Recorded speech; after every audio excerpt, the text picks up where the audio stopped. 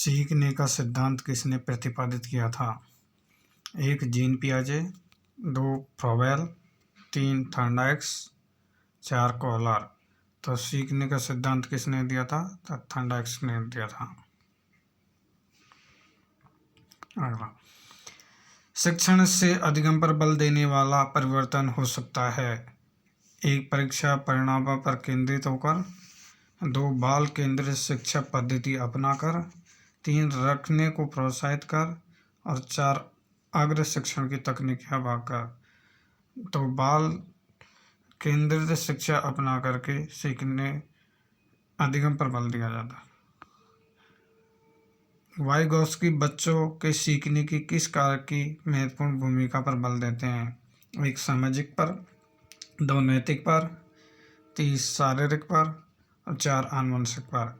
तो वाइगोत्स्की जो देते हैं वो सामाजिक पर देते हैं।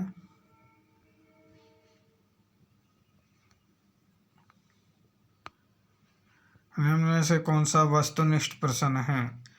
1. लघुत्तरात्मक प्रश्न, 2. निबंधात्मक प्रश्न, 3. मुक्त उत्तर वाला प्रश्न, और 4. सत्य असत्य वाला प्रश्न। तो इसका आंसर होगा सत्य असत्य वाला प्रश्न। विकास कभी न समाप्त होने वाली प्रक्रिया है। यह विचार किससे संबंधित है? 1. एकीकरण का सिद्धांत से, 2. अंतःक्रिया का सिद्धांत से, 3. अंतः संबंध के सिद्धांत से, और 4. निरंतरता के संबंध से। तो निरंतरता के सिद्धांत से संबंधित। पियाजे के अनुसार निम्नलिखित में से कौन सी अवस्था बच्चा अमूर्त संकल्पना के विषय में तार्किक चिंतन प्रारंभ कर देता है?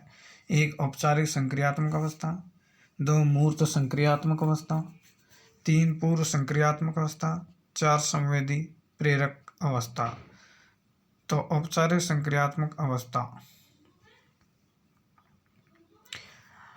मन का मानचित्रण संबंधित है बोध या समझ बढ़ाने की तकनीक से, सहायक कार्य की क्रिया योजना से, मन का चित्र बनाने से, मन की क्रियाशीलता पर अनुसंधान से। तो मन की क्रियाशीलता के अनुसंधान से संबंधित है। विद्यार्थियों के अच्छे मानसिक स्वास्थ्य को बनाए रखने के लिए निम्न में से कौन सा तरीका सबसे अधिक महत्वपूर्ण है?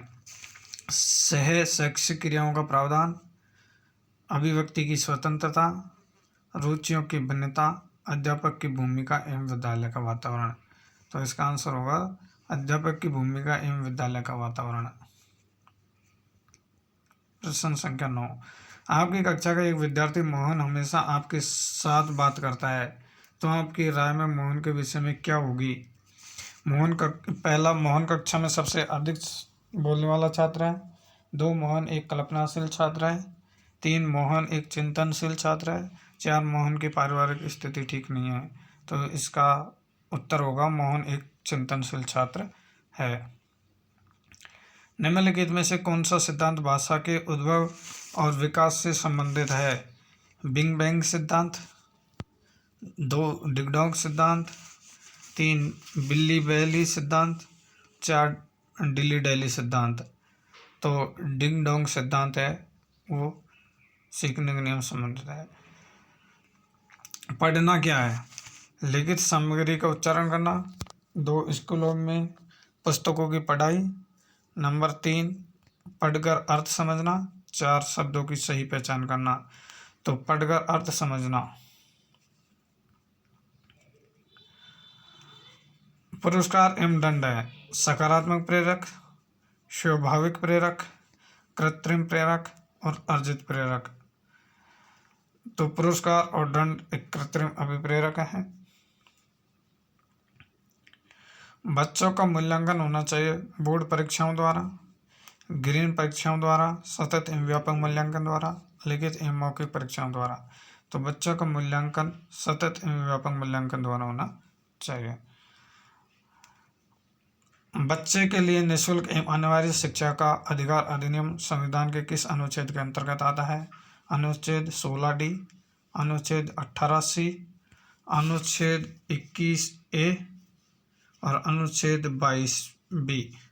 तो अनुच्छेद 21 ए के अंतर्गत आता है।